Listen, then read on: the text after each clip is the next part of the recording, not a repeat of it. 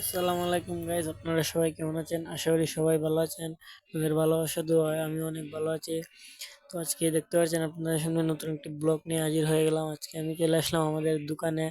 তো দোকানের পাশনেই দেখি একটি সুন্দর একটি পেয়ারা গাছ আছে। তো এখানে অনেক সুন্দর সুন্দর পেয়ারা আছে, আমি দেখলাম আপনাদেরকে। তো আজকে আমাদের এলাকায় অনেক বৃষ্টি হয়েছে, তাই আপনারা সবাই দেখতে পাচ্ছেন। জানি না আপনাদের এলাকায় কি বৃষ্টি হচ্ছে নাকি। তো আমাদের এলাকায় অনেক সুন্দর বৃষ্টি হচ্ছে, পানিও আসছে। তো সবাই ভালো থাকবেন। আজকের ব্লগ এখানেই শেষ। আল্লাহ হাফেজ।